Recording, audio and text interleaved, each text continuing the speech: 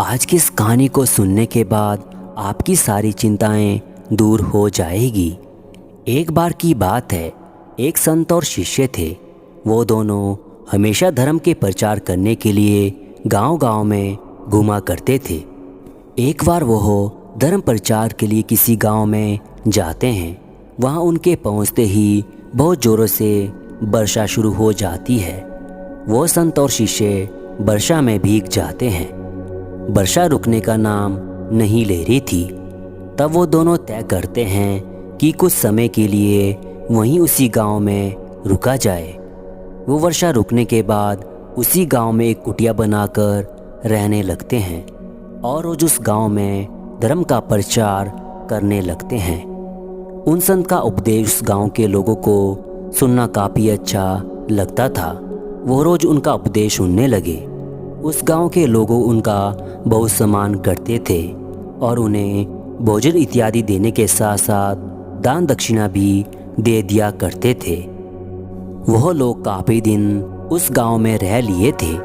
एक दिन वो संत अचानक से अपने शिष्य से कहते हैं कि वत्स, हम यहाँ काफ़ी दिन रह चुके हैं, अब हमें यहाँ से चलना चाहिए। ये सुनकर वो शिष्य कहता है कि परंतु क्यों गुरुदेव, यहाँ कितना अच्छा है, यहाँ के लोग हमें कितना मान सम्मान देते हैं और यहाँ तो बहुत चढ़ावा आता है।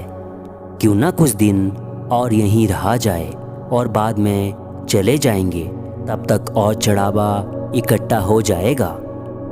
शिष्य की बात सुनकर वो संत उससे कहते हैं कि नहीं वत्स, हम पहले ही यहाँ बहुत रह चुके हैं, अब हमें यहाँ से जाना चाहिए और हमें धन और वस्तु के संग्रह से क्या लेना देना है। ये सब हमारे लिए कोई मायने नहीं रखते हैं, ना हमारे भीतर इसके लिए कोई मोह होना चाहिए। हमें तो केवल त्याग के मार्ग पर चलना है और सत्य के मार्ग पर चलना है। धन में हमें कोई मतलब नहीं है। इतना कहकर वो संत गुरु शिष्य से कहते हैं कि हम यहाँ से कुछ नहीं ले जाएंगे, जो कुछ भी है इसी जगह छोड़ दो और खाली हाथ चलो। गुरु का आदेश सुनकर वो शिष्य ने जो कुछ भी अपने पास एकत्र किया था सब वहीं उस कुटिया में छोड़ दिया। उसका मन तो था कि वो सब ले जाए, लेकिन गुरु की आज्ञा का अनादर नहीं कर सकता था। परंतु फिर भी जाते जाते उसने गुरु से छुपकर कुछ सिक्के अपनी झोली में रख लिए। आगे जाते ही उन्हें मार्ग में एक नदी मिलती है। दरअसल वो दोनों जिस गांव की ओर जाना चाहते थे उसे एक नदी पार करके जाना पड़ता था। जब वो नदी के तट पर पहुंचे तो वहाँ एक नाव वाला उपस्थित था। उस नाव वाले ने संत से कहा कि यदि आप इस नदी को पार करना चाहते हैं तो मैं करवा सकता हूँ, लेकिन मैं नदी पार करने के 2 रुपये लेता हूँ।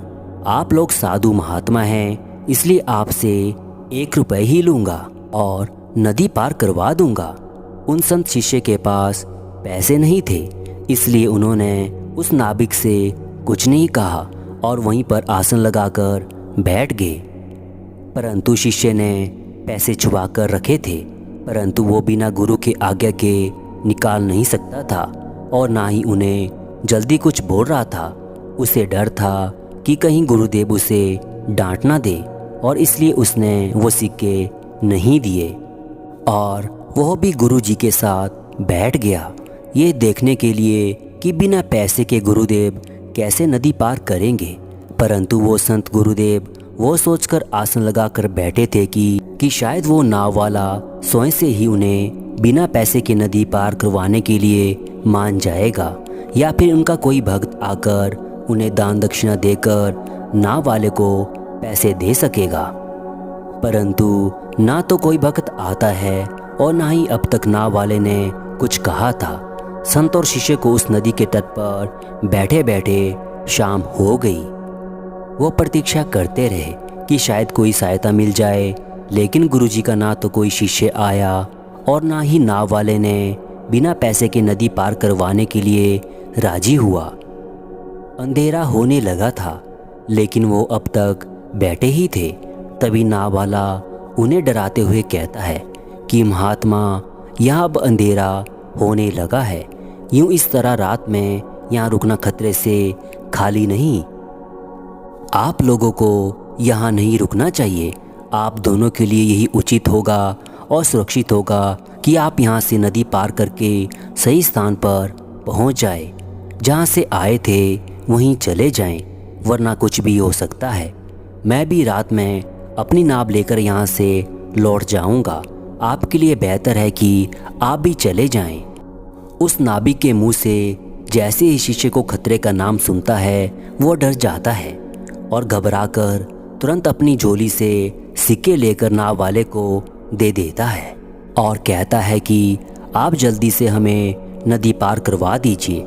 सिक्के लेकर वो उन्हें अपनी नाव में बिठा लेता है और नदी पार करवा देता है। नदी पार करने के बाद संत गुरु शिष्य से पूछते हैं कि तुमने गांव का चढ़ावा क्यों ले लिया?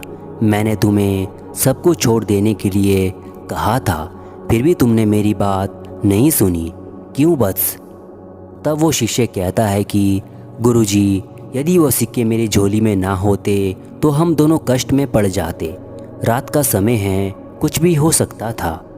इन्हीं सिक्कों ने हमारी रक्षा की है।